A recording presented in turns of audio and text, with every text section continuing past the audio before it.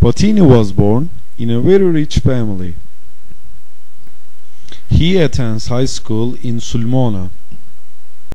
In 1855, he moves to Naples. He wants to become a painter. Filippo Paluzzi, another important artist, directed Patini to the study of realism.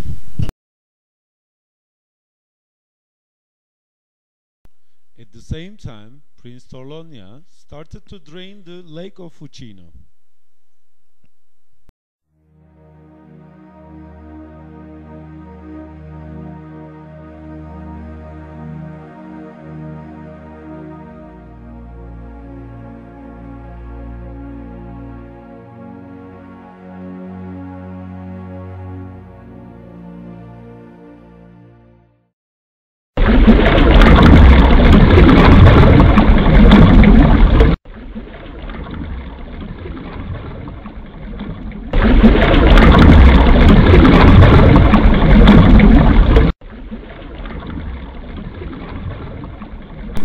In 1868 and 1869, Patini goes to Florence, where he wins a competition and meets Telemaco Signorini, a representative of naturalism. In the years 1870 and 1873, Patini goes to Rome, where he studies important painters of the 17th century, like Caravaggio.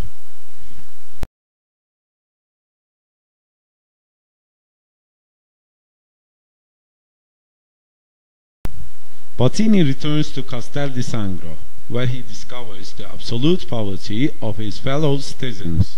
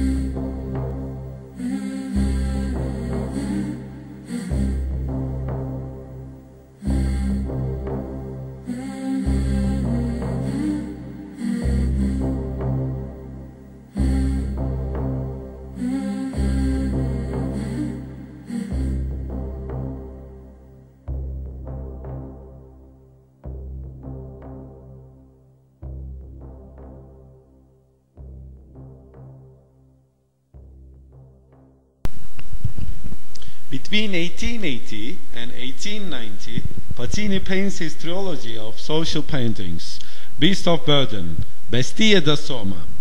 In this picture, Patini condemns the way the women of Abruzzo were considered by their husbands and by their landowners as beasts of burden. They were forced to do very hard labor all day long, since their childhood to their very old age. Plow and milk, vanga e latte. In this painting, Patini highlights the conditions of poverty, suffering, and desperation that farmers of Abruzzo went through after a long period of drought and famine.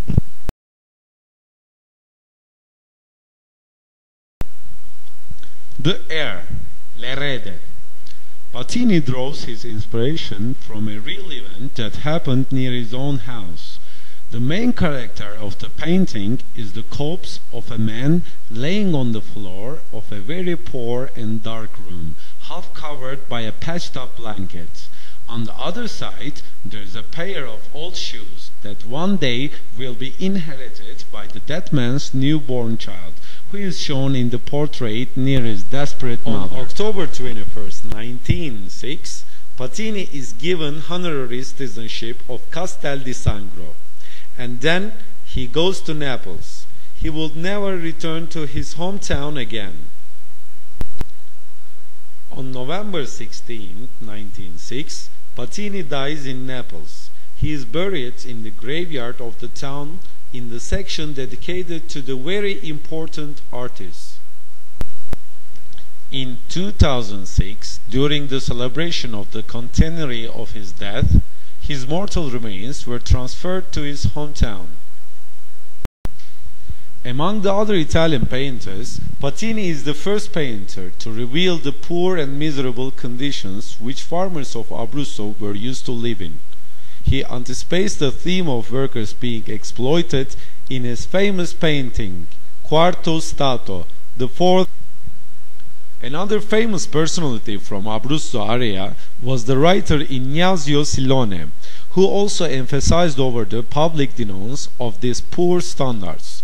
In fact, in his novels, Silone described the poor life standards of farmers from the Fucino area that was no longer a lake but a huge field to be cultivated for the sake of Prince Torlonia.